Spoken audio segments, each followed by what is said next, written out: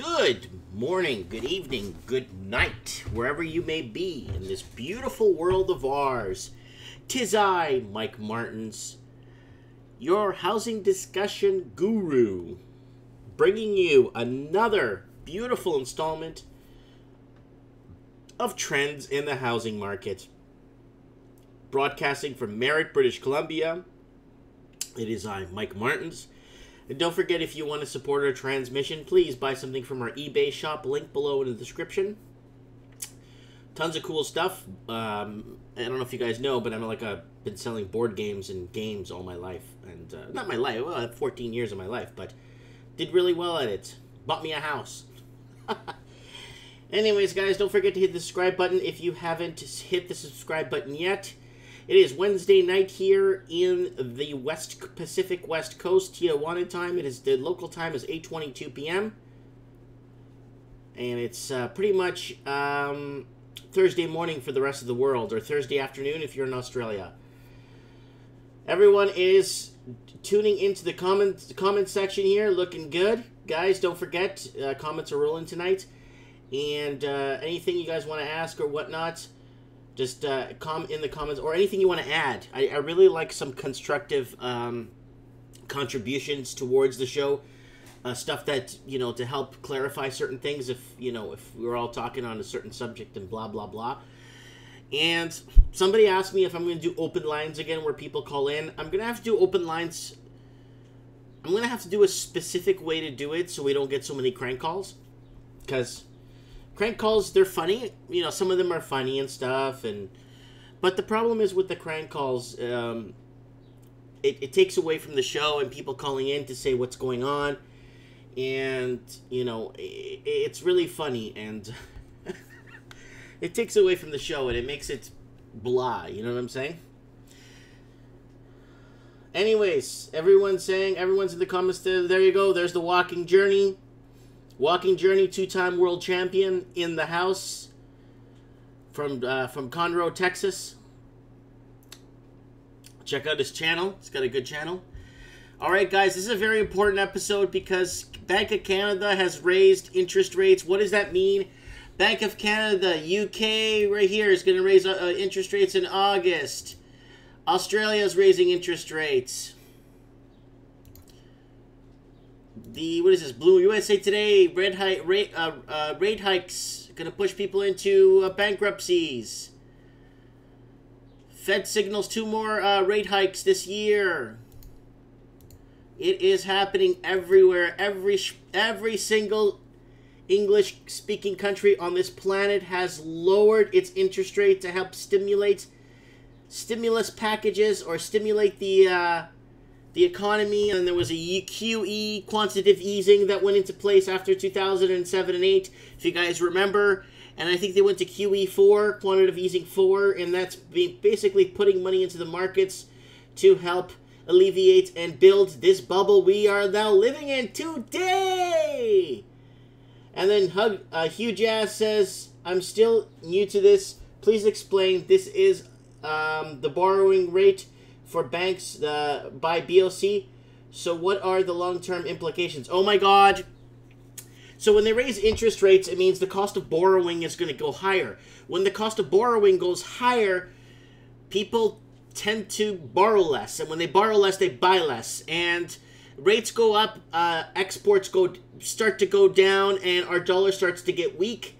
And it depends. Our dollar might go up, might go strong. It depends where the markets are headed. But right now, rising interest rates, when a house is $1 million and you're paying 0% interest rates, you're paying no percentages, you're paying 1% interest rate on $1 million, you're paying anywhere from $70,000 to $85,000 a year in finance charges, right? Then up to 5-6%, you are paying anywhere from $140,000 to $165,000 a year in finance charges. So you guys need to understand, raising interest rates is huge implications on people that are borrowing on second mortgages, credit cards, lines of credits, Mickey Mouse payday loan crap. It's going to affect everybody. Everybody in an English-speaking country will be affected by these interest rates going up, because you're going to see a lot of defaults on mortgages where people are underwater. You're going to see a lot of defaults on credit cards because interest rates are going up. You're going to see people that got prime plus 2, prime plus 3, prime plus 4 interest rates, and they are going to start seeing the implications, and they're going to start to see the stretchness in their pocket, in their wallets. So Richie Cunningham is in the comment section.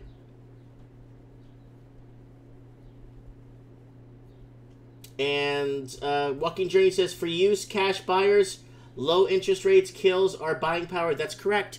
Once you lower interest rates to record historical levels like they did in the last 9 years, sorry, longer than that. We're in 2018. So the last 10 years, historical numbers, and it's just, yeah. And then Cunningham says, higher rates will separate the men from the boys. Over-leveraged investors will burn. Families that haven't leveraged should be okay, surely. Yes, they should be. The problem is, if they bought $1 million house at 0.5%, and now their rates go up to 3% or 4%, their mortgage payment just went through the roof. That's the problem. 4% on $100,000 is going to cost you about $6,000 a year. But on $1 million, you're looking at big money, man. You're looking at $70,000, $80,000, $140,000, depending on where the rates sit, right? And then Cunningham says, low interest rates are deterring people from saving too. Exactly. I read that article a few days ago. Money is going into assets like houses, bubble. Good stuff, Mike. Love your videos. So this is the big problem we're having right now. And a lot of people don't have savings anymore like they used to. People aren't saving like they used to. You know what I'm saying?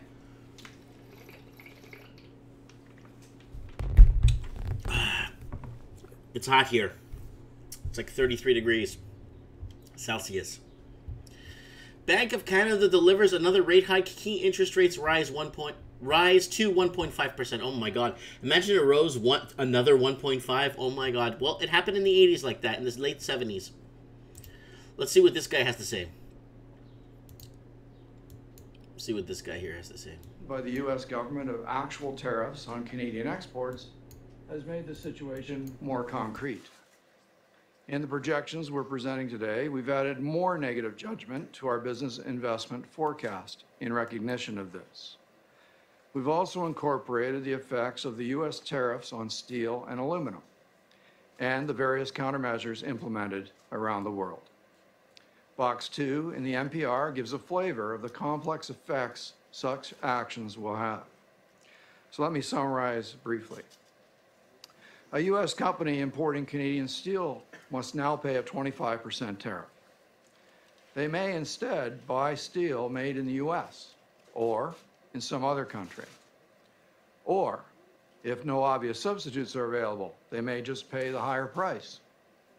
Or, the Canadian company may offer to reduce its price in order to absorb some of the tariff's impact. Or, it may look to other markets to sell its products. And then there are the countermeasures. Canada has imposed a 25% tariff on steel imported from the U.S. Now, this would seem to level the playing field, but many of the same complexities enter the analysis. All things considered, our analysis suggests that Canadian exports would fall, as would Canadian imports. Prices would rise at a time when the economy is already operating at capacity. So inflation would rise at least temporarily, but the effect could persist. Consumers would have less purchasing power, so demand would slow. Meanwhile, the potential of the economy would be eroded as companies invest less and become less competitive. So the economy would see shocks to both demand and to supply, resulting in two-sided risks to the future of inflation. Furthermore, the net effect on the economy might be buffered by any fiscal actions that governments might take.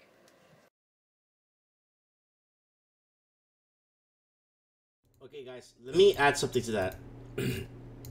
If the economy was operating at capacity, like he said that it isn't. A normal economy in a normal market, interest rates would be sitting at 4.5 to 6%. In a normal housing market, interest rates should be sitting at 4.5 to 6% in a normal, at capacity economy. So he was wrong about that part. So they need to raise rates. And now with the steel tariffs and all this Mickey Mouse happening down in Trumplandia, bringing this tariffs to Canada, I think Canada should shut its power off to California and let California sit in the dark. Let California figure out what to do with their electrical problems, and British Columbia should stop giving them free power since, I think it's 1972 or 1974. They've been getting free power from us. Okay, whoa. Everything's going by too fast here. Cunningham says, Mike, in Australia, our Reserve Bank hasn't raised rates yet, but some of the smaller banks have raised rates slightly, but expecting the big four banks to follow soon, irrespective of what the Reserve Bank does. I do have an article up here that I read a month ago, and it's here from Australia talking about the big four banks raising, and I got two articles from Australia here about raising rates. There are talks that here rate cuts to keep housing bubble going. God, I hope it. They can't. They can't. Unless Australia, the only way Australia could do this is if Australia creates 600,000 jobs in the next 3 months. They could keep rates low. Create 600,000 jobs. This way they can start taxing people's income, and then this way the economy could actually kind of balance itself out with the job market. Unless they create 600,000 jobs in the next 3 months, they're going to have to raise interest rates. There's no way about it. There's no way around it. There's no way in front and behind. Like I said, unless they create 600,000 non-government jobs, private sector jobs, not public sector, private sector, where I go hire somebody, not the government. Because when the government hires somebody, the taxpayer is still paying that person. So it's like robbing Peter to pay Paul. It doesn't make no difference. And then Owen says, you think they will raise rates again September 5th? They have to. They have to. They have to. The only way to keep the economy in check and ease up on the quantitative easing, the interest rates have this quantitative easing on them, right? And basically designed for people to spend. But the problem is it's not sailing right. So once you create these artificial bubbles, it's the working poor that cleans up the mess. That's the problem here. The problem is the bail-ins in the banks. That's the problem. It's the people, it's like this whole student loan thing I was talking about. They're thinking of forgiving student loans, blah, blah, blah. And then they're saying, well, if we forgive the student loans, what about the people that didn't go to university because they couldn't afford to? Now they have to pay with their taxes to pay for the people that went that couldn't pay for it after. How does that make you feel? You didn't go to university 10, 15, 20 years ago because you couldn't afford it, but now the people that did go, you have to pay for them because they couldn't afford to pay it back. Anyways. Owen saying they will raise interest rates. So yes, Mike in the night, Gordon Smith's in the house. Mamuyo74, good evening, Mike, good evening. And then Cunningham says, agreed, Mike, 46% is normal. Low rates are for emergencies only when we've been low too long, which has destroyed the effing markets. Very true. Walking Journey says, seems like World War III will be more economic. Yeah, it's an economic takeover, guys. Kevin Thompson said that he has room to lower if needed. Prime rate is at 3.70 to keep inflation in check. And then someone says, McDonald's job is opening.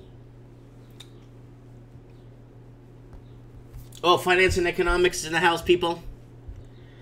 Okay. Make Canada conservative again. Walking Journey will be running for Prime Minister of Canada. So let's read this here. As widely anticipated by economists, the Bank of Canada, BOC, raised its Trend-setting policy rate 1.5% up from 1.25%, 1.5% up from 1.25% on Wednesday. It was the fourth rate increase in the last 12 months.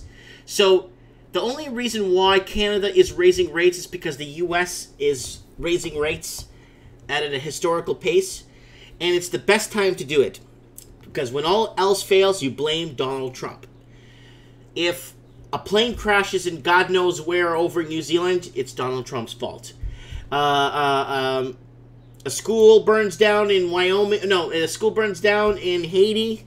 It's Donald Trump's fault. So this way, they just raise interest rates in the U.S. while Donald Trump is seated as president to make him look bad, to kind of test the waters. Because if Hillary won the election, they won't be touching interest rates at all. It'd still be at record lows.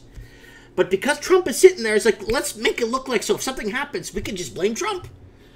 But the economy is getting better in the U.S., and they're pulling money out of the stock markets, and they're raising rates, and it's putting a bit of wind in their sails.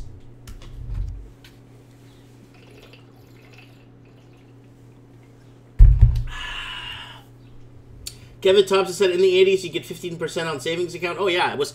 I remember the earliest I remember it was like 8.5%. So on $1 million you make like 85 grand a year in interest. Yep, that's how it works. That's how you get your money work. That's how you get your money working for you.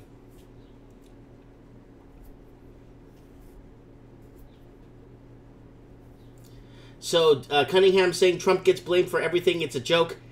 I reckon they will crash the economy so he doesn't get reelected in 2020. They can't. Everything they're doing to crash the economy is actually helping the economy get out of this record low stimulus packages and quantitative easing crap, right? Okay, guys, I got to read this here. Consumer price inflation is expected to edge up 2.5% before returning to 2% for the second half of 2019. Watch Bank of Canada's benchmark interest rate at 1.5. So, can I go to... Let me find this graph for you guys so I could actually... There's a lot of crap here. That is a really good detailed graph. Let's see if it's here. Okay, if you see here with this guy, you see the Bank of Canada rate. Here it is in 03. It's like 5.56%. That's when everything was going smooth and nice. Right here, 2000. And then, boom, they lowered rates. They raised them again in 06. And then 2007-08 happens. Boom, the huge crash. Lower rates, really lower rates, 0.5%. Raise them a bit. Now they're just a tad higher than they were before. So, if this is making this little glitch over here you see on the screen, this little Rumpelstiltskin here going up, that little glitch right there is already making so much waves in the water, and it's worrying investors, and it's worrying homeowners, and it's worrying people who borrowed money. Let's see what this guy has to say. What happens with NAFTA and trade will affect the Canadian economy as a whole, but tonight a rate hike is already making waves. The Bank of Canada increased its benchmark interest rate to 1.5%. It's the first time in 6 months we've seen a change, and it could have implications for your mortgage. The rise comes in the middle of concerns over the impact of tariffs and uncertainty about U.S. duties on our auto sector. Eric Sorensen is looking at the impact of all of this tonight. Eric. Donna, interest rates are rising, consumer confidence slipping, and cross-border tariffs are beginning to hurt with maybe more tariffs coming. Hard to see the upside in that, but in fact, the Bank of Canada is persuaded that the economy is heating up enough that it's inflation that it must hold in check for now. Like a 300-hitter in baseball, this Canadian bat manufacturer is on a hot streak. Business is good, mostly because it involves the American pastime. And south of the border, the economy is humming. The lion's share of our business is to the United States. We're doing really well, but we have been in transition for some time. Inflation is on target.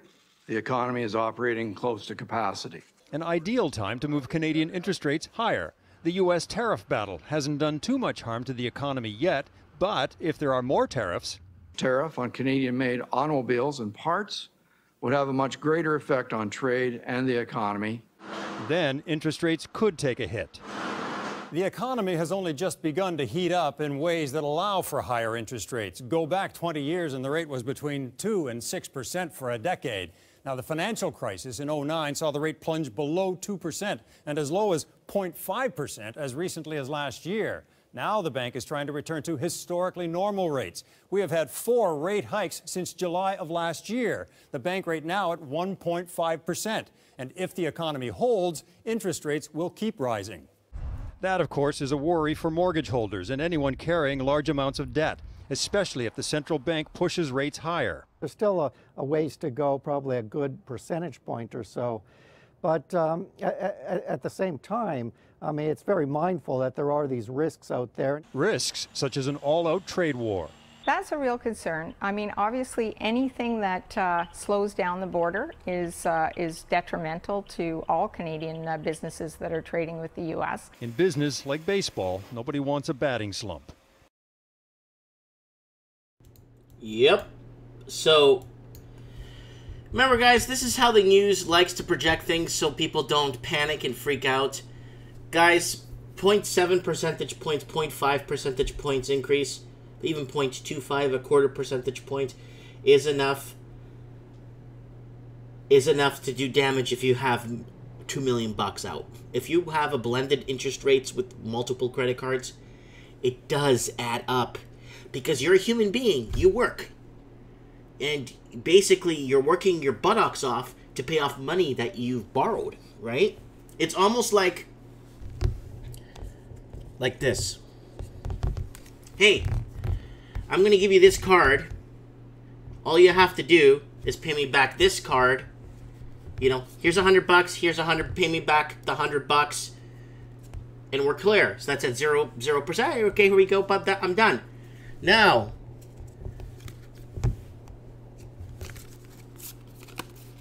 when you borrow that same $100, but you got to pay back this much, that's when the poop starts hitting the fan. When you start realizing that a lot of people that have mortgages are going to pay for their houses over 2-3 times over, but before they pay off their finance charges they owe on the bank. Now, with interest rates going up, it's going to make it a lot harder to pay down a lot of these crazy mortgages. Like he said in the video, rates went down to 0.5%. Was it 0.5%, the lowest it's ever been, record historical since I don't know when, since the Great Depression or back in the 30s. So here goes. People buying homes, leaving them empty. Finance and economics. It's an online savings account, not a CD. Ricky Tomato says, huge ass. Banks don't want to loan defaults, just higher payments. And then Mark Swifty Vlogs is in the comment section. Then Kevin Thompson says, guys, this is how all money is created. Yes, money is obviously created through debt. Everybody knows that. But the problem is the banks have created a system called fractional reserve lending. And this fractional reserve lending is very detrimental to us because we're paying back all this money that the bank doesn't even have to lend us. And that's what really bothers me. I hate borrowing money from a bank knowing the bank doesn't have it. So it's like, here's your money. We don't have it. But we're going to put it into your accounts. But we don't have the money to give you. But here it is. But pay us back now in real money. And real interest. And then Kevin Thompson said, if every dollar was paid back, there would be absolutely no debt. If you were to pay back every single debt in existence right now, there would be no debt. And that's 100% correct. And that's the deal. So everything that's out is basically created on debt. So if I have, let's say I have $1 million in my bank account, that means somebody out there owes $1 million. Let's say I have $10 million in my bank account, that means somebody out there or some people out there now owe $10 million because I have $10 million. If I have $1,000 in my name and that's all I own is $1,000, that means somebody out there owes $1,000 somewhere because I have the 1,000. So that's how it kind of moves around. You know what I'm saying? But let's go back to here. U.S. President Donald Trump has proposed duties on 25% on all auto imports, including those coming from Canada. The U.S. Department of Commerce started investigating the option of imposing the tariffs in May. Canadian businesses must also contend with the uncertainty surrounding the difficulty renegation of NAFTA, renegotiation, oh, that's a long word, of NAFTA, for which talks have stalled, speaking with the in the wake of reports that U.S. is readily... See, NAFTA killed us in the 90s, in the early 90s. If anybody remembers, NAFTA destroyed us. We lost everything to Mexico. All our plants, all our fabrication companies, I think our honey company, our sugar company, everything we had, big companies, paper factory we had in Canada, big paper production and pulp, all went to Mexico. So we lost everything to Mexico through free trade. So the NAFTA was really bad, really bad. Oh, this one looks like it's about housing. Let's play this one, guys. As interest rates rise, Canadians could find themselves underwater in debt, barely able to pay off their mortgage payments. Census data shows how much Canadians spent on shelter costs in relation to their household incomes. Shelter costs include a lot of things, but for households with mortgages, mortgage costs are a major item. Now, experts say that shelter costs shouldn't go above 30% of household income. But about 500,000 Canadian households with mortgages spend over half their household incomes on shelter costs. And that's far more common in Toronto and Vancouver, where homes are expensive compared to elsewhere in Canada. The question is, if so many households are so stretched with interest rates so low, how will they cope when they rise? That's already happening, as we saw in January. In this context, the Governing Council decided to raise the policy interest rate by 1/4 percentage point to 1.25%. But the census data goes into a lot more detail than that.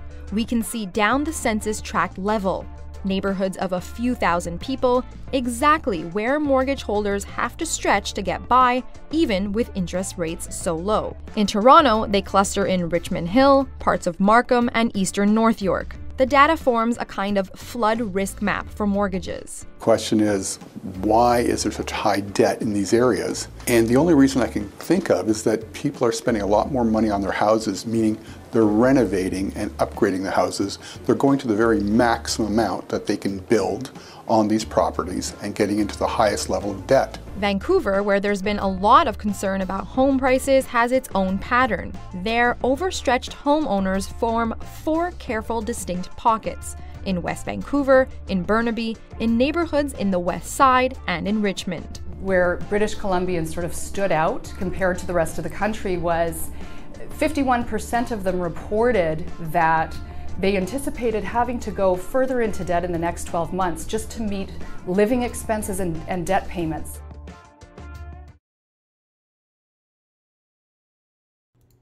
So that's what I've been talking about the whole time. It's actually 68% of people's income are going towards their housing, sheltering. It's not 50%, it's 68% in British Columbia, Vancouver, sorry, and I think it's 54% in Toronto. So that is, so what is happening? So comments are going through in the comments section, guys. It warned that escalating trade tensions pose considerable risks to the outlook on the global level. Guys, interest rates were going to have to go up. What better thing to do was Trump put a few tariffs on a couple of steel and metal and aluminum and stuff like that. So basically that this current government administration in Canada could just blame Trump for the housing spike prices and interest rates going up and people going underwater. I see it more as a good masking for interest rates, you know, going up and stuff, but a good masking to blame the tariffs, right? And they keep bringing in the tariffs here, right? Okay, then why are these people paying 68% of their income just to pay for shelter costs? They're not looking at just that and saying, this is a major issue. But, oh, yeah, with tariffs and this. No. This is the issue here. People have overpaid. People are paying $1 to $2 million that are for a house, an average house that's realistically worth $400,000. Okay?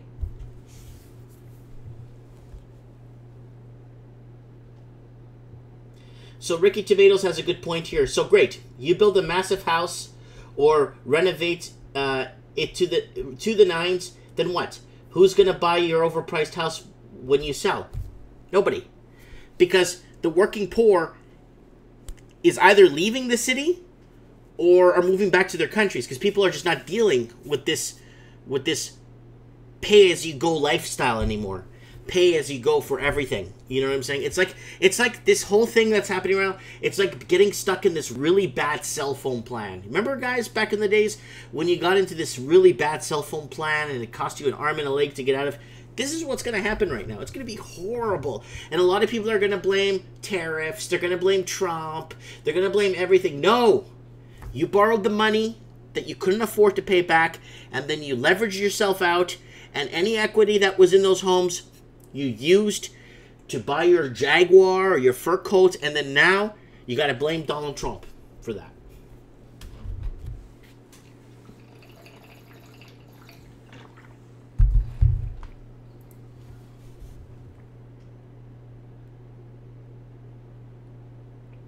So I'm reading the comments as we go here.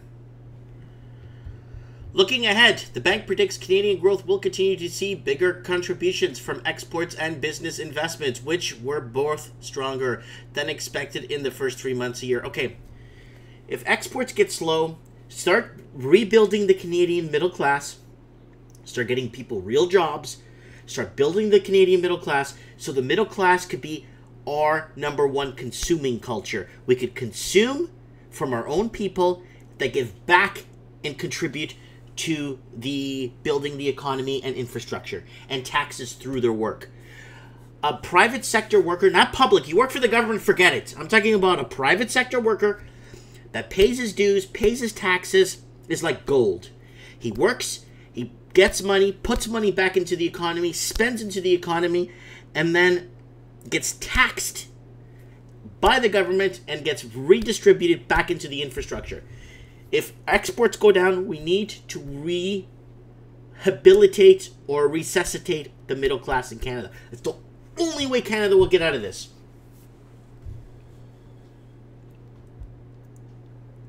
Someone's saying, aren't tariffs at least part of it? Nope, because people were buying $2 million homes before Trump got elected into office. $2 million homes that were realistically worth $390,000. That's the problem. Oh, tariffs are going to add to it, but that's Canada's problem, and the people, and the banks, and the low interests, and the stimulus package, and the quantitative easing. That's their fault.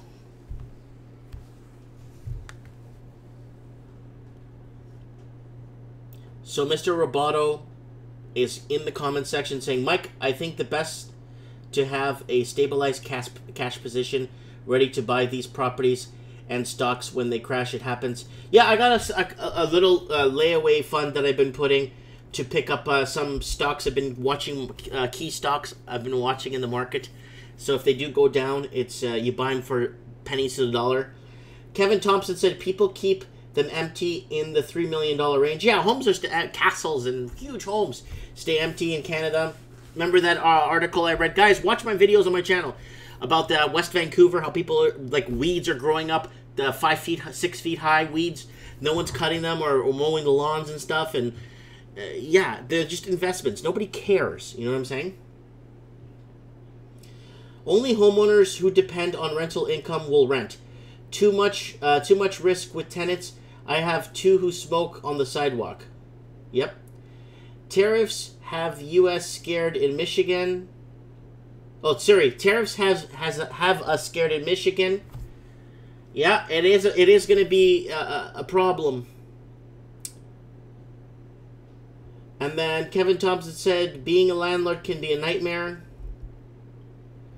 And then Mawabi says, just joining now. Good evening to everyone joining us in the comment section. It is I, Mike Martins, with Trends in the Housing Market. Today is the 12th day of July 2018. Wow, the month's flying. We're almost halfway of the month. Anyways, Canada raises interest rates. So, moving forward, the bank said it expects higher interest rates will be necessary over time to keep inflation near its target. However, it intends to continue along with the gradual data dependent approach. So here's the problem, people. The United States of America raised interest rates half a year before the U.S. did. 8 months, half a year. Second Trump got into office, started raising interest rates to test the waters, see if Trump fails, to blame it on Trump. But it's been helping their economy, and it's been stimulating jobs. It's been helping employers and blah, blah, blah. And it's been helping quite a bit, actually.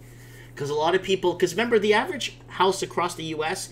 is still well under $200,000, the average house price. The average. You could still pick up a house in New Mexico for next to nothing. You could still pick up a house in North Carolina, in Alabama, Montana. There's still a lot of states you could buy a house for under $100,000. Like a decent home, I'm saying. Detached, freehold property. There's lots of places you could still buy, right? So, another nail in the housing market, says Donald G. Kevin Thompson says there is a professional, they're in professional tenants that know how to work the system. The sheriff knows them well. Yeah, professional tenants are people that go in. What was that movie, guys? Pacific Heights. Pacific Heights. Guys, if you want to learn a good movie or watch a movie,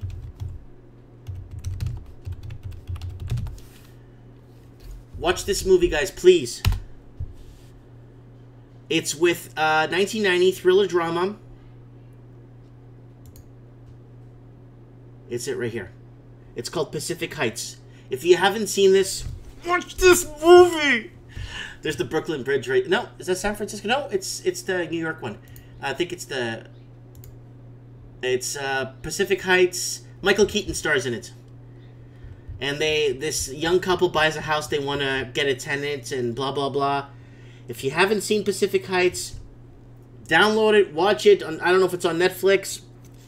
It's from 1990, but it's good. Anyways, so that's it. Let's move on.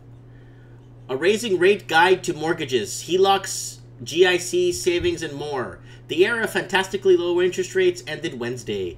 The Bank of Canada increased the influential overnight rate by just 0.25%, but the cumulative increase in the past 12 months is a full percentage point. Rates are still low, but they're no longer a gift to borrowers as a saver's nightmare. Adjust your finances to this new reality by taking these 5 steps. 1. Recognize your HELOC, the bloodsucker it is. So HELOCs, guys, are second mortgages, range from 4 to 5%. This is based on newly increased prime rate at 3.7%, plus markups at 0.5 to 1%. Guys, pay attention if you have a second mortgage. Resist the real estate sector's attempt to reflate the industry. The latest rate increases will make variable rate mortgages more expensive. Fixed rate mortgages are influenced by what's happening in the bond market, where the rate of 5-year bonds issued to the federal government to finance its operations risen 2.1% from 1.45% a year ago. Realtor RollPage issued a forecast this week that house prices will climb significantly in the second half of the year. Great! Houses are going to go up and rates are going to go up. Canadian proper, goodbye. CanadaMortgageNews.ca, the most recent headline of the earlier this week, declared real estate rebounds in June. As expected, home buyers judge your purchase by what you can afford in raising rate. Remember, and then there's the stress tests going on. Beware of the sting of the variable rate mortgages, guys. Remember, your variable rate moves around, so your rate moves depending on what the Bank of Canada rates are at and what the posted rates are at. So keep it at that. Keep a good look on where things are going. Posted rates are different from the standard rate. So just BOC rate, Bank of Canada rates. So keep a good eye on that. Beware of the sting of variable rate mortgages. Variable rate mortgages are like HELOCs in that they are set to using prime rate base. This pricing has resulted in sustainable cheaper rates than you can get with a 5-year fixed rate mortgage. About 3/4 of the mortgages on homes purchased in the past couple of years are fixed rate, but interest in the VR option has understandably been growing. Recognize that you're getting hosed with most high rate savings accounts. Yes, You could get 2 or 2.3% from a few players, an Alterna Bank, an EQ Bank, which are members of Canada Deposit Insurance, CDIC. So 2.3% on $1 million is roughly $23,000. After taxes, you're taking home $16,000. I looked into it. It's not worth it. 16 grand a year. It's not worth it off $1 million bucks. Canadian High Interest Savings Bank Account website has a chart of banks offering best rates. Use it to make sure you're not getting hosed. Consider 1-year GICs for savings. That's an option, guys. So that's that. Let's move on. Let's look over to the comment section. Kevin Thompson said, you get a loan for 3.5% and use it to invest at 8%. Well, that's the game, right? That's what everyone's trying to, you know what I'm saying? And then Maria says, Kevin, I know a lady who got bed bugs from a tenant below. She had to move out of her home for 3 months while her son before safe. 3 months for her son to be safe, I guess. Cost her $70,000. Wow. And then it says here, need to scrutinize their tenants more. Credit checks and references a higher rental rate also helps, but most landlords don't care and they get shafted by the shitty tenants. Then Maria says, good job, Mike. And then Mr. Roboto said, I think it makes sense to have it in savings account like an EQ bank if you are going to take it out when the market collapses and you buy on pennies on the dollar. Yes. 28% of Canadians fear bankruptcy ahead of Bank of Canada decision. So guys, 28% of Canadians, that's a lot of people. And I think the 28% of people that fear the bankruptcy are the people that bought in the last 3 years. Because they've been buying that equity out, they've been using that equity, and they're loan to, like, you got an equity in your house, so you got this loan to value. So you go into the bank when you're low on money and say, I got a house. What can you do for me? Okay, so your house is worth $100,000. Now it's worth $200,000. We could give you another $100,000, and that could cap out your debt ceiling. So your debt ceiling is right at the max of what your house is worth. But now when property values go down, then you owe more money for your house than what you bought it for. So that's what's happening, and now interest rates going up. I'm going to see a lot of people walking away from a lot of these bad deals they got into. You know what I'm saying? 28% of Canadians. So let's see. Let's watch a bit of this video. It's really long. Zinsky is Chief Market Strategist at SIA Wealth Management. Colin, it's always good to have you. Thanks for coming by. Likewise, thanks for having me. The futures market, which we watch closely with respect to rate increases, has swung back and forth on the Bank of Canada question. It wasn't that long ago that a heavy majority probability was being priced in. Then we seemed to drift down to almost break even to toying costing territory, and now we're back to an 85% probability as to what the Bank of Canada will do on Wednesday. This is the bets being made in the futures market, and that is 85% now in favor of a rate increase. However, pundits point out that there are factors like the emerging trade war with the United States, the possibility that that trade war may now include auto tariffs as a second move from Washington, anemic inflation which is changed my mind about a month ago when we started seeing the trade risks really ramping up. And that's something that Governor Pelaez has talked about a lot in his statements and in his speeches, is the risk to trade. And as you mentioned with inflation, because we don't have inflation getting away or running away on them, they're not under huge pressure to raise rates immediately. I still think they'll raise rates this year, but I think they might let the summer pass and see where we get a better feeling on where things are at with interest rates and the trade war, because my feeling about the trade war is that we'll probably still see a lot of rhetoric, and especially out of the United States from President Trump through to the midterm elections in the fall. I think the trade threats are playing well with his base, and because of that, I think he's going to keep the pressure on his trade partners through then, because he wants to at least either not have the Republicans decline and even hopefully try to increase their seats so that he can do more. So I think that that's going to be a really hot topic for the next several months, and and because of that, we may see the Bank of Canada want to hold off till the fall. We know that household debt levels are something that the bank considers very important. Not only this governor, but his predecessor, Mark Carney, cautioned Canadians over and over again not to let their household debt get out of control, because sooner or later rates increase, and even small interest rate increases can have a profound effect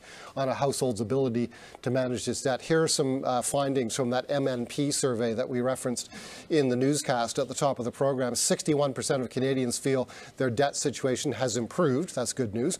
42% say that if interest rates go up, they could be in financial trouble. That's bad news. And 27% of Canadians say they have no wiggle room after paying their debt and debt obligations, and that's even worse news. That is the group, that 27%, who are telling the survey that if rates go up even a little bit, they may be in a crisis. Yes, absolutely, and that's where the Bank of Canada has to just keep it going very slowly and steadily and give people a chance to work down their debts over the coming months. And they have to date. They raised rates a couple of times, and they've been on hold for about 6 months now. So there's been lots of warning that rates are going up, and certainly we've seen lots of warning from the U.S. as well. They've been consistently raising interest rates once a quarter for over a year now. So certainly it's a point where people need to know that the days of free money are over, and interest rates are going back up, at least. The days of free money are over.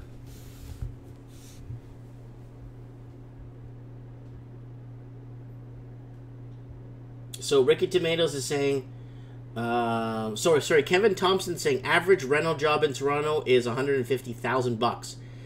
Ricky Tomatoes saying market won't collapse, but there will be good deals once the effect of trade wars are felt.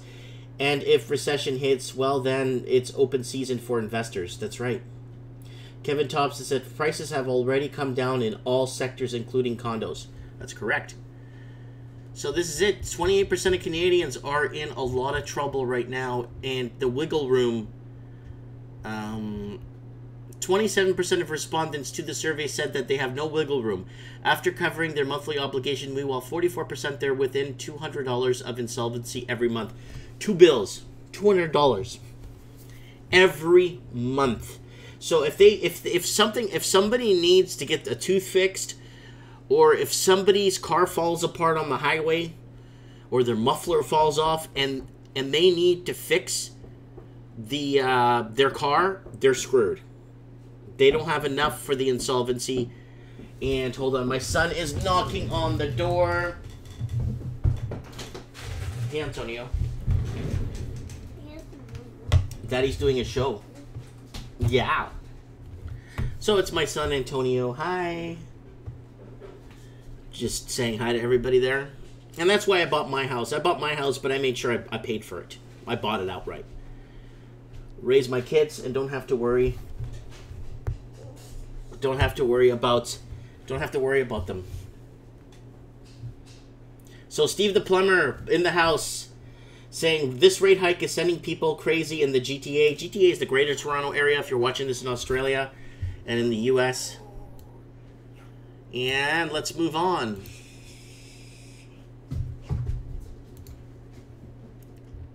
Some good news for people living in the UK. Oops, what happened to my article? Where's my article? Here we go. UK politics. Political turmoil fanned by Brexit may be the last hurdle for the Bank of England. Interest rate increase in August. Woo! Kajagwa. I'm here with Antonio. Yeah. Batman. He's showing you Batman shirt. So yeah, no, look, so political turmoil fanned by Brexit. So you're going to blame Trump and Brexit. You got to blame Trump. It's Trump's fault. You see, if my table collapses or something happens, my electricity goes off, it's Donald Trump's fault. So anyways, with the UK economy bouncing back and consumers bouncing back. I don't know if you guys have been watching the economy in the UK in the last couple of years. With the UK economy bouncing back and consumers willing to spend again amid good weather and World Cup fever, politics is the big unknown. 3 weeks before Governor Mark Carney, fellow officials announced their next policy decision. For now, investors are betting on a quarter-point hike. Prime Minister Theresa May appears to have survived the loss of the two high-profile ministers this week, but anger within the Conservative Party over Brexit is keeping alive the prospect of leadership. While the central bank has always said Brexit may restrain the UK economy, and thus far seemed prepared to push ahead with the tightening of the nation's thrashes deal of the European Union. So they're barely talking about this rate hike. Where's the rate hike here? I'm giving Antonio some water.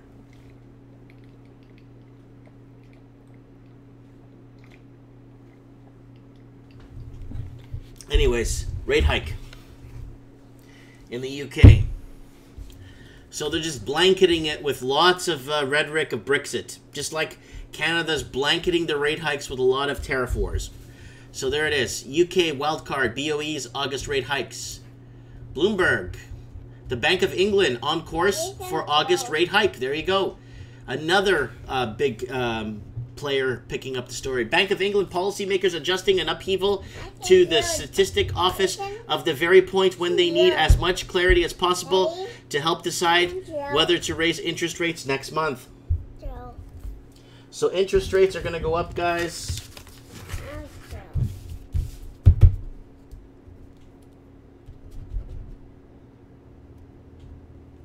Antonio's drawing for us, guys. So Bank of England policymakers adjusting. So here it is. The UK shaking up its report growth, publishing monthly updates and delaying its usual quarterly figures. In the UK, I've noticed their quarterly figures come out like 5 weeks after the... Here it is. Gaining ground. Investors becoming increasingly confident in August. There it is there.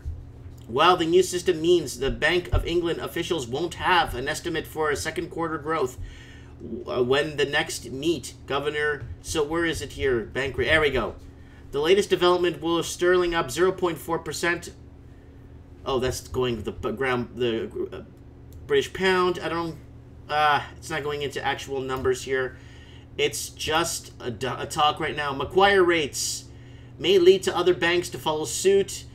And I think this is in Australia, I think. Yes, it is. I think it is. The possibility of hikes from the Big Four hounded borrowers as Macquarie Group, Australia's biggest investment bank, decided to increase its home loan rates, according to the report by Reuters. The move might be to offset surging funding costs, an issue faced by nearly all lenders. So Bank of Australia will be raising rates.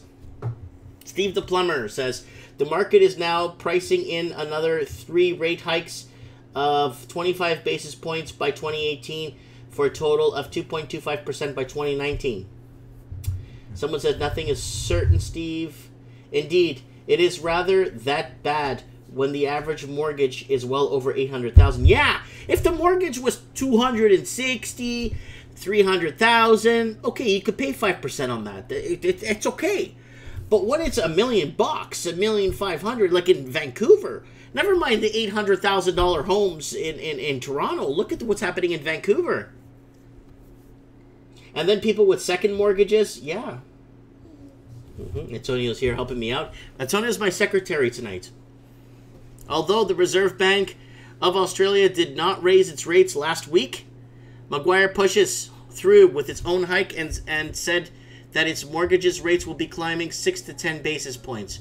We're not going to see higher funding costs get eventually passed through the major retail banks, which will further squeeze households in terms of their outlook and consumption, said Kerry Craig, global market strategist. JP Morgan, asset manager. Do we see out of cycle rate hikes coming through from other banks of Australia? Yes, probably.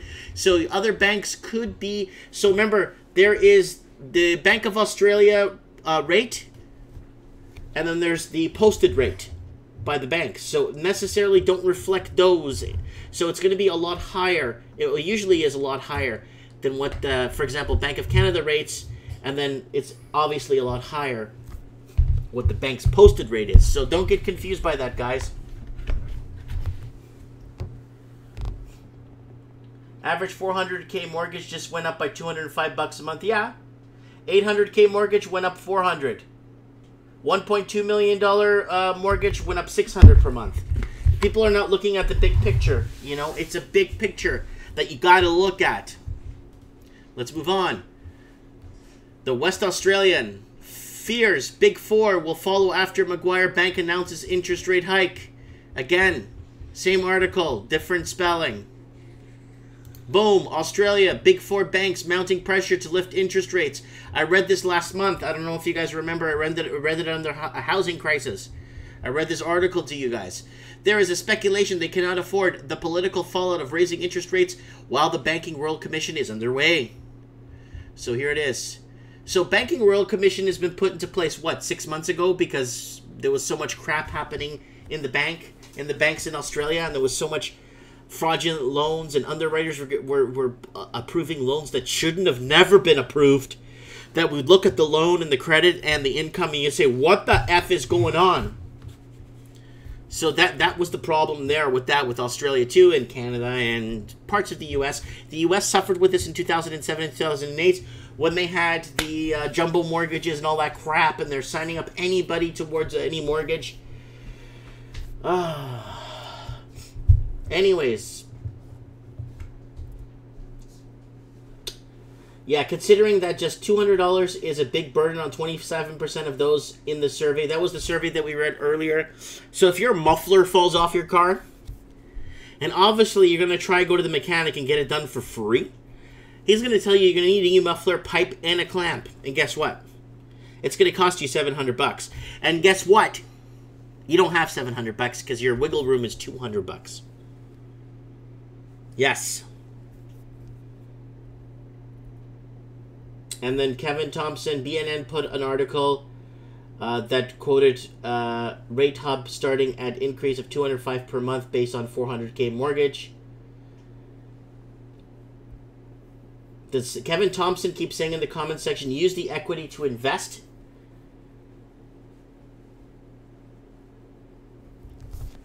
And then Mr. Roboto says, I'm happy interest rates are going up. I am going to load up on property when the market crashes. Kevin Thompson says, might be right, just sounds high. The Mr. Roboto says, hi, Antonio. Hi, Antonio. Antonio's my assistant today. Oh, this is very important. This is from USA Today. How Fed rate hikes affect credit cards, mortgages, and savings rate. Back into what we were talking about earlier. Consumers with credit card debt, adjustable rate mortgages, and home equity lines of credit will be most affected by rate hike, says USA Today. Oh, there's a video.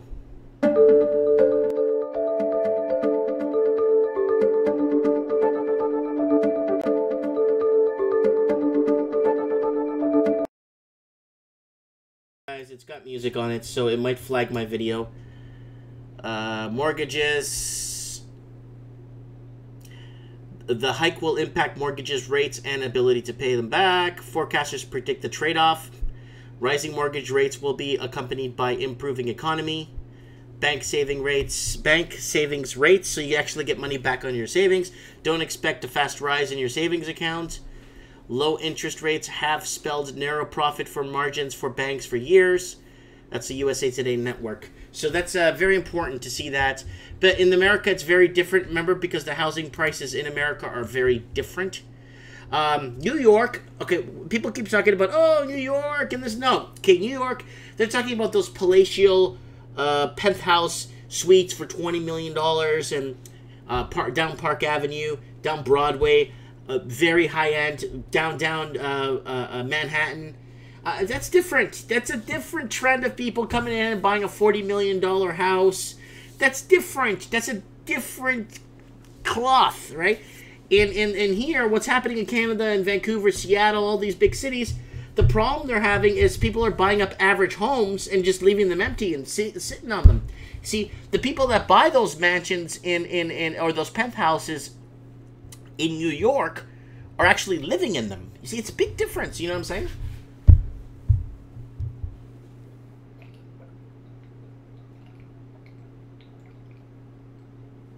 Antonio wants some water, guys. Antonio's drinking water.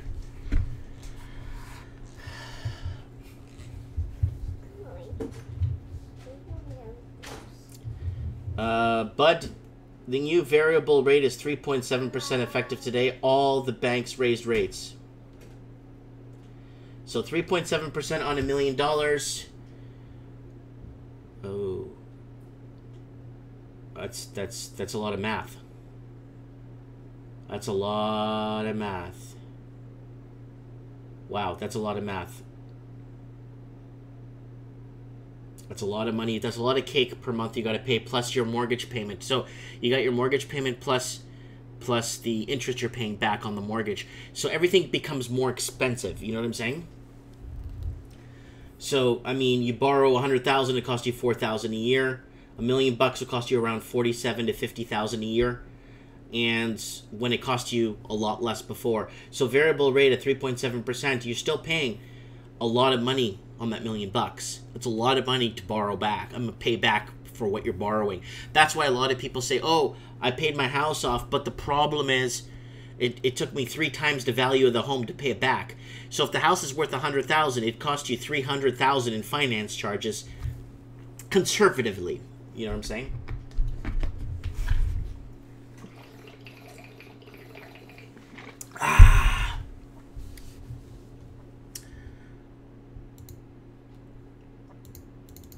Let's get a mortgage calculator out here.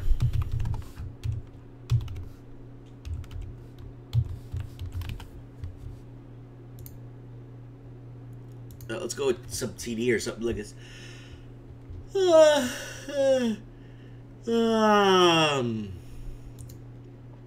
Let's see what they offer here. Okay, I'm not a robot.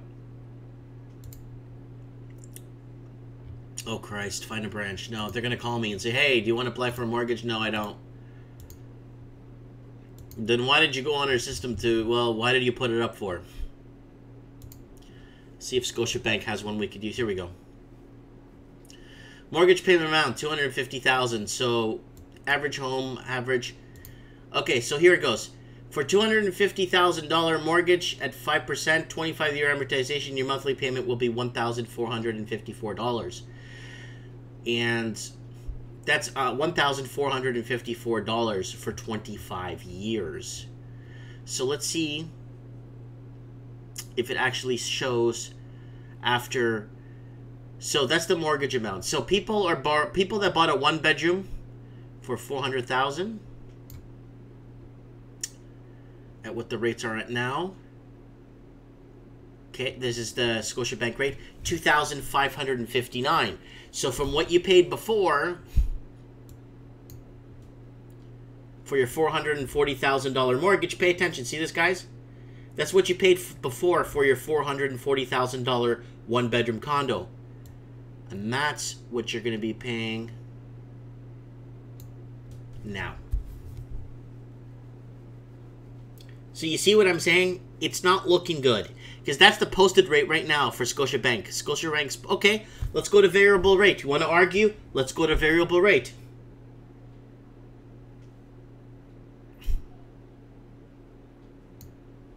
There you go. $2,200. There you go. $2,243. There's your variable rate. That's on your 1-bedroom condo. So let's say we stick at variable rate, and the average house is $800,000 in Toronto. $840 is the average benchmark price. That is what you're paying, $4,588 on a 25-year amortization with Scotiabank's posted rate. That's the variable rate at 3.7 right now, right?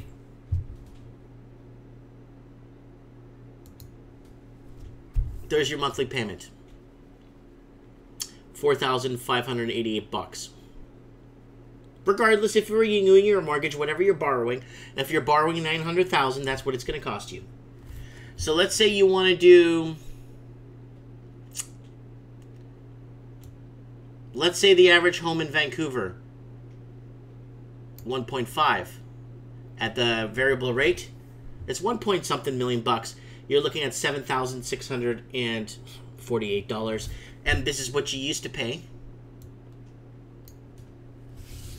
before. And this is what you're paying now.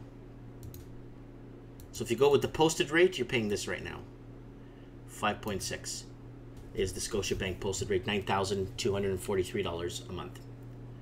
So like I said, on $1 million bucks, you're looking at around in and around $85,000 to $90,000 a year in. Let me see here, $1 million bucks. I used to be so good at calculating terms in my head, and I can't do it anymore. So interest rate at the posted rate, 6 to 36, 36, 36, 60, 70, 80, 90, about 88, 90,000. Yeah, I was right, in and around $1 million bucks. It depending on, you know, your payments, and if you're paying weekly or monthly or bi-weekly, it changes everything, right? So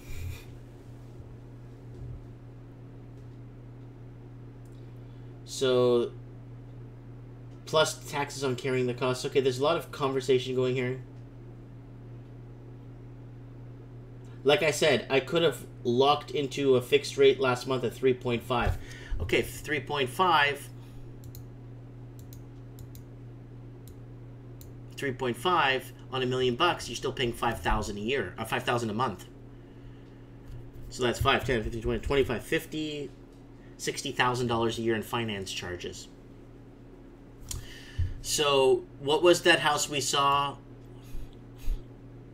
in Vancouver? There was a couple of houses we saw for 2.2, 2.4 million. So this is what you're looking at a low fixed rate at 3.5, $11,982 per month on a mortgage payment. Now let's go back to the average Canadian proper that's spent in and around $840,000, and with rates at 3.5, and that, guys, so this is remember, this is now if you're going to renew at 3.5 and you're borrowing 840 ish, you're looking at $4,193 per month. And get my calculator here. Like, I need a calculator for these numbers, man.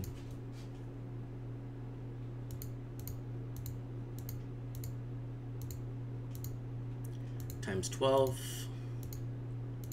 Okay, and then you're paying $50,326 a year in finance charges.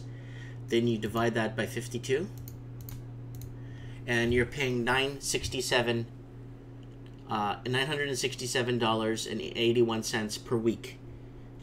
So I like doing it per week, so you know if you get paid bi-weekly, you kind of have an idea of how much money you have left over after paying that every week. And if you get paid bi-weekly, just multiply that by 2. So that's what you have to pay bi-weekly towards your mortgage. And I've been doing it, I especially if I want to help someone pay down their debt, we calculate TDS, and then we look at the weeks in the year, and then we break down. We could even break it down per day. So look at this. So the person in Ontario with the $840,000 average home on a 25-year amortization at 3.5%, and I'm being very generous with the rate, okay? He refinances at 3.5. He gets lucky, and he still has $840 owing on his mortgage because he took an interest-only mortgage or some crap like that. So you're looking at $4,193 times 12, and then that's 50,000. Divide that by 365. Holy crap! He's paying $137.85 per day for that mortgage. So you have to be making at least $400 a day to cover your mortgage. And usually multiply that number by 3. So you take down what your mortgage is, and then you multiply it by 3. You take down your mortgage and what you're paying annually, then monthly, multiply your monthly payment by 12, then divide it by 365 days, and that gives you what your average daily cost is of owning your home and paying it down. So that's $137.85. So you need to make at least, multiply 137 by 85 by 3. So you need to make $413 per day on average to live. That's just a combined income. I don't care what it is.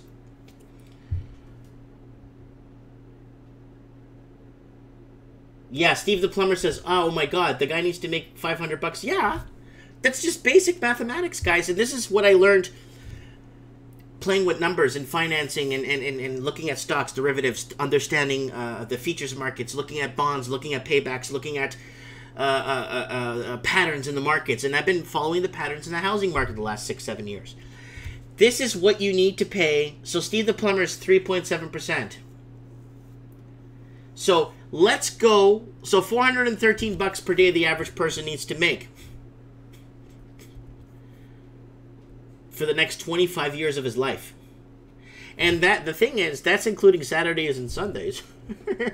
I hope you can make $413 on Saturday and Sunday, you know what I'm saying? That's why people are working 2-3 jobs.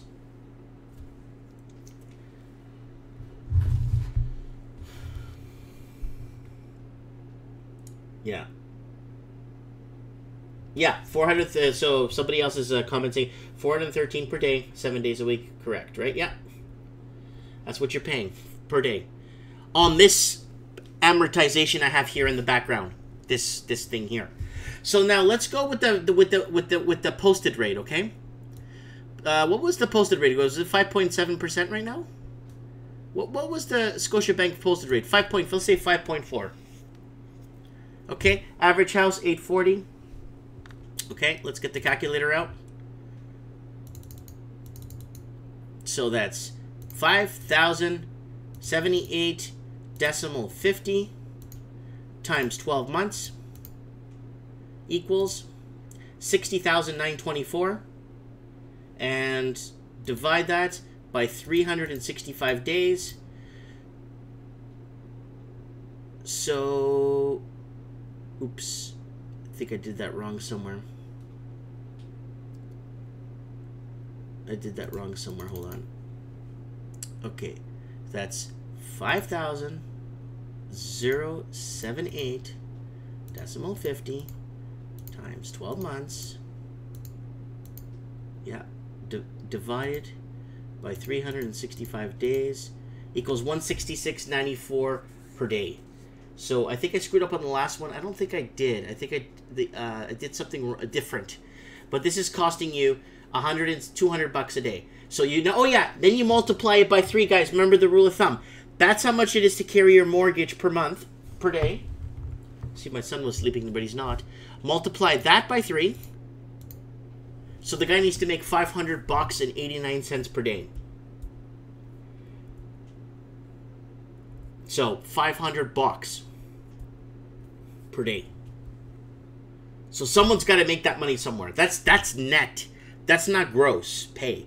So if you make $500 a day, the government usually takes $200 of it. So you really, in reality, you need to make like $800 a day, because then the government takes his piece, right?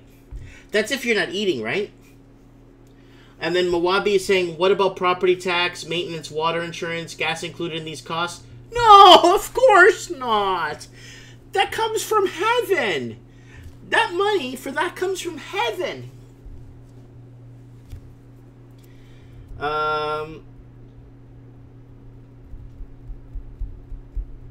So Kevin O'Leary's rule of thumb, not more than 1/3 of the income. Otherwise, you will not be living a happy life. Yeah, so I multiplied that by 3, what the payment was. So that leaves you a bit of food money and stuff. But then you have property tax, income tax. Then you got the muffler falls off on your car. Woo! And then SPT in the comment section says, that's all true, Mike. You're exceptional with finance, but this budgeting is also just add-on and deduction, and we're all supposed to be able to do this. You folks, where I want to go, who the hell are those buyers? That's the question, is who are these buyers? That is the question. Okay, so Steve the plumber said Scotiabank 5-year variable rate is at 4.25. Okay, let's go to 4.25. Okay. And let's go on your 1-bedroom condo for $420. Average condo benchmark price, $410. Okay, so you got your 1 bedroom. Don't worry, property tax is coming from heaven, so you don't have to worry about that. So the 1 bedroom, 1 bedroom. Let's take a gander at the 1 bedroom at the variable rate at 4.3%. So let's do this, guys. 2223 decimal. Oops, let's say 55. It's 88. It's okay. Times 12 months equals $26,682 in finance charges divided by $365 equals $73.10 times 3. $219 a day you need to make for your 1 bedroom. And that is why all the condos are selling like crazy. Remember, the condo market's still on fire in Vancouver and in Toronto while housing's going down? Because of this. Because people fit in that right there. $219 per day. That includes your food, your water, couple of bills. $290 per day you need to make. And that's including Saturdays and Sundays. 2 incomes, 2 good incomes, could cover that $219 per day. Because $219 per day times 365 equals $80,000 net, not gross. $80,000 net is about $103,000 gross. So that's the average income.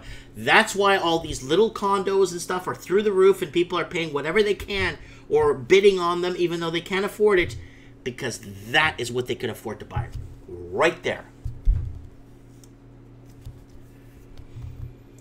1 bedroom and 1 hour drive from outside of Sydney is about $500,000 to $600,000 for something that is half decent. And so let's go $500 to $600 in Sydney. So we'll do $560, okay? And the interest rate in Sydney is, let's say posted rate is 4%. Let's bring it down to 4%. Okay, now let's bring up our trusty calculator back.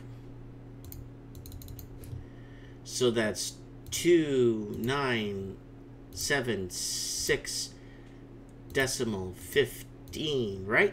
Times 12 months equals 35,713 divided by 365 days in the year.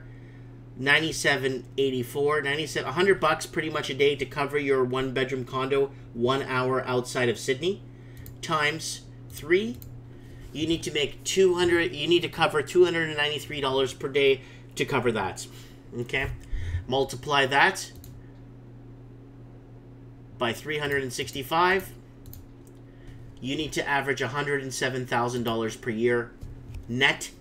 Gross, that would be 100, in Sydney is higher, so it would be $146,000 to $155,000 a year gross with 2 incomes to buy a 1 bedroom 1 hour outside of Sydney. Oh, fixed rate is 4.7. Sorry, I did it at 4.1, but that's okay. Yeah, so townhomes in Langley. Remember the townhome I was showing you guys a few weeks back? Was going for $770 for a 3-bedroom townhome. $770. So let's do the $770 townhome we saw. Okay, $790. I can't get the $770 to work. Okay, and let's go to a fixed rate of 4.6 is fair.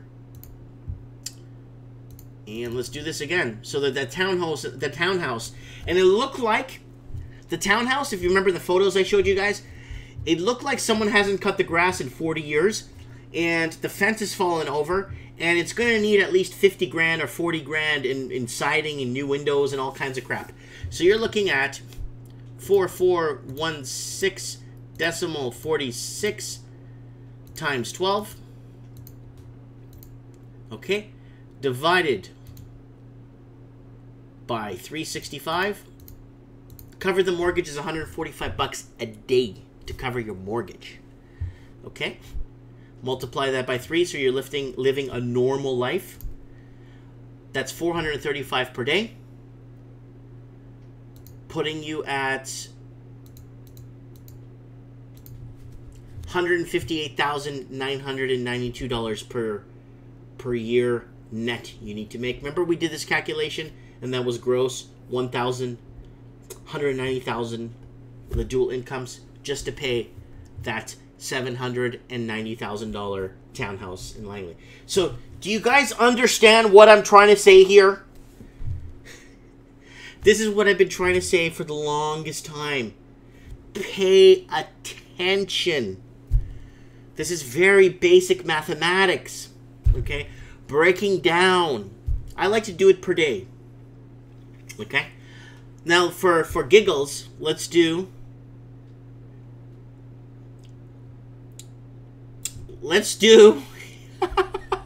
Okay, guys, I feel like I feel like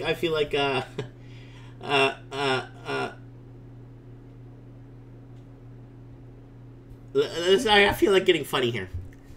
So let's go back to the one bedroom in Vancouver, $440 benchmark price. Okay. Let's do this. I feel like getting funny here, guys. Okay.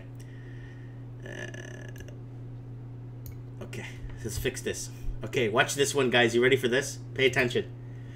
Okay, so the one bedroom condo in Vancouver, $450,000. That's a low end condos, very low end.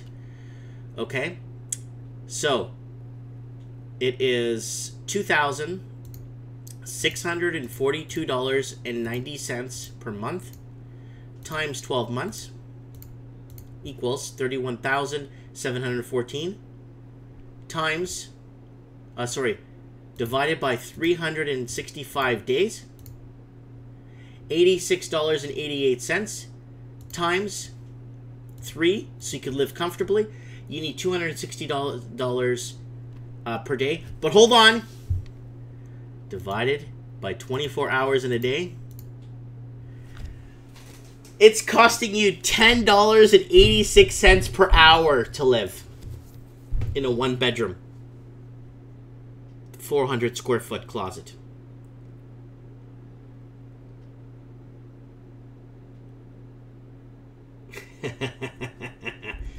But one number goes positive. Highest prices deflation sets on based past lending performance.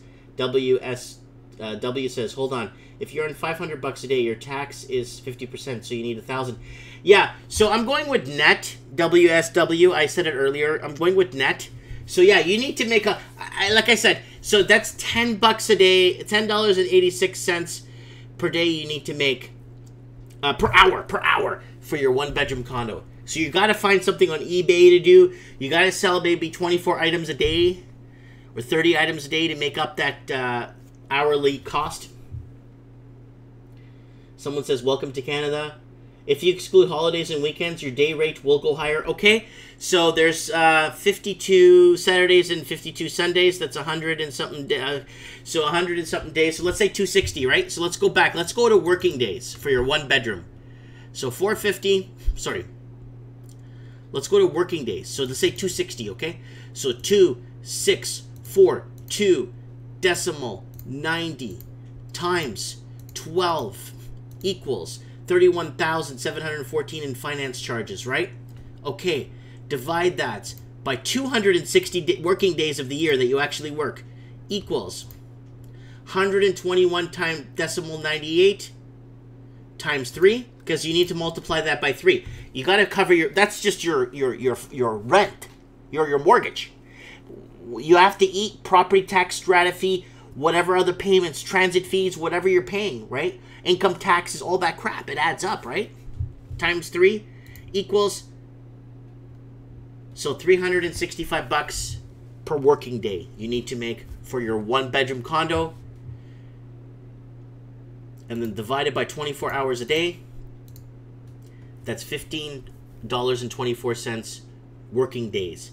But that's in the 24-hour cycle. Divide that, times 2, there's your 12-hour cycle. $30 every 12 hours. So that's net. That's not gross. So the government, it's yeah.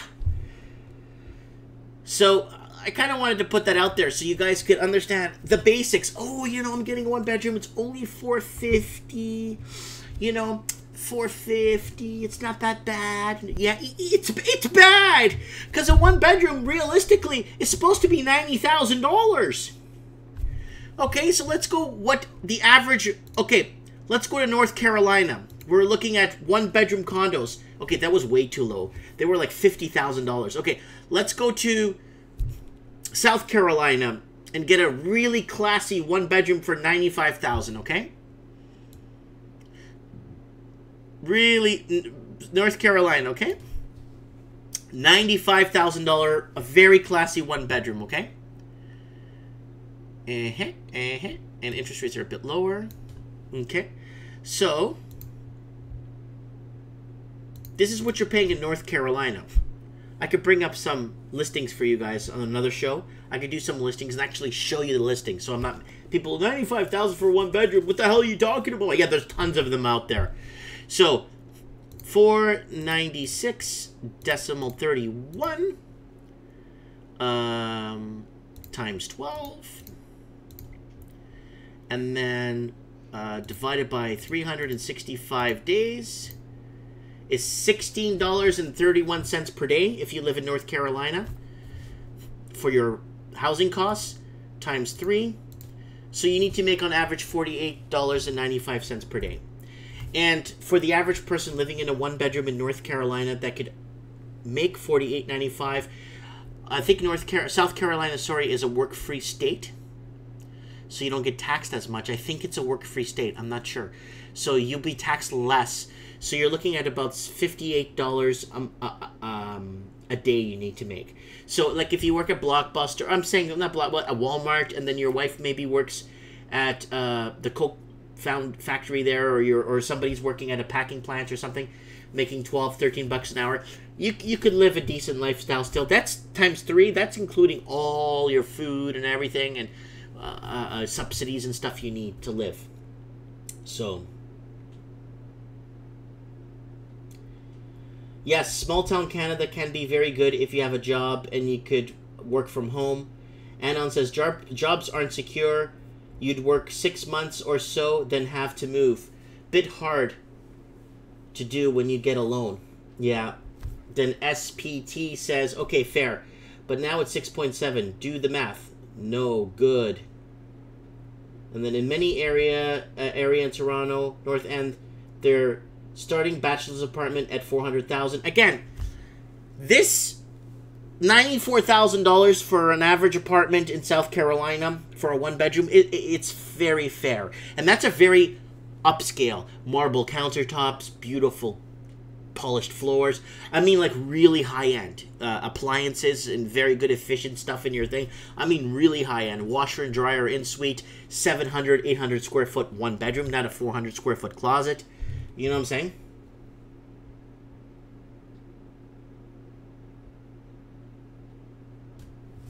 And someone says a lot of people are going to lose a lot of equity. So, anyways, guys, I really wanted to put this out there. I really wanted to get this video out there for you guys. I kind of wanted to show you this multiplication table I usually do. You know what I'm saying? So, if I look at my situation, property taxes, because that's what I owe. Let's say cell phone bills, $1,300 per year. Food, $1,200 a month.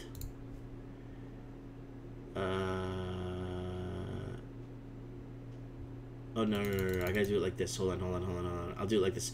This is where the situation I sit in. Okay. Property tax per year. Okay, property tax per year. $2,400 plus cell phone bills, $1,300 per year, plus water, heat, hydro, let's say $3,900 per year. And then food is about $1,000 because I got 4 family members. 5 family members, so let's say $12,000 a year for food equals $19,600 per year. That's what I need because I don't have a mortgage, so it's $19,600 per year. And then That's cell phone, water and heat, property tax. Oh yeah, my car insurance with me and Rose is about $2,000 a year for both cars. Okay, $21,600 I need to live. That's including a lot of food. That's like 2 fridges full of food, meat, stocked, ready for barbecue, ready to go. And so it's $21,600 a year divided by 365 days of the year. So I need to make $59.17 per day on my, but that's my car insurance. That's my everything. Like I'm doing 12 grand in food a year. I could cut back if I have to. That's $60 a day, guys. Right? So a lot of people are saying, how the hell do you survive off your little store and stuff? Yeah, there's ways to survive. You know what I'm saying? If you have to. So that's what I pay per day. But I'm including my food. I'm not multiplying this by 3 because I am including my food, my property tax, my heat and hydro, and I'm really putting it up there high. So I don't have to multiply that by 3. So that's $59.17 per day. That's to feed my family of 5, including myself. That's to feed car insurance, fuel, everything is included there. And then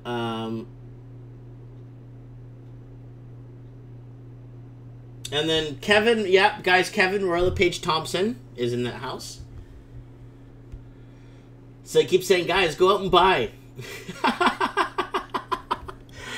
Anyways, $59. And what is that divided by 24 hours?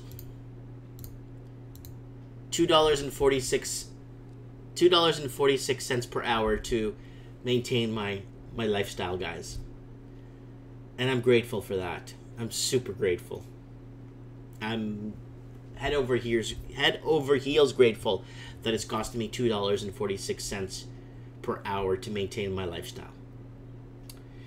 Anyways, someone's giving Kevin a hard time in the in the comment section here. Anyways, guys, I hope you liked tonight's show.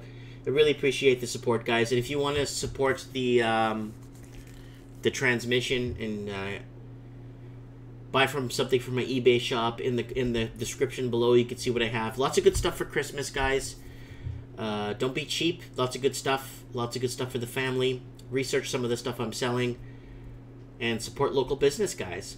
Let me know what you guys think in the comments below. Don't forget to hit the subscribe button. I really appreciate everybody in the comment section. And yeah, Canadian Proper is bought out. Handkerchief says money launderers have no trouble affording it here. Of course, they're layering money and flipping money where the Canadian Proper can't even buy a meal. Anyways, guys, let me know what you guys think. Please, please let me know what you think in the comments below. It means a lot to me. I do read all the comments, even if you're rude to me. And it just keeps me going strong. Thanks for watching, and do some of the math on yourself, guys. Go pull up some of this stuff. Start doing the math on yourself. See what you pay for your car payment. See what you're paying for everything on average. And then multiply that by 12 months. And then divide it by 365 days and see what you're averaging per day. And then multiply that by 3. And that should give you a good sum of where you're at, type of thing.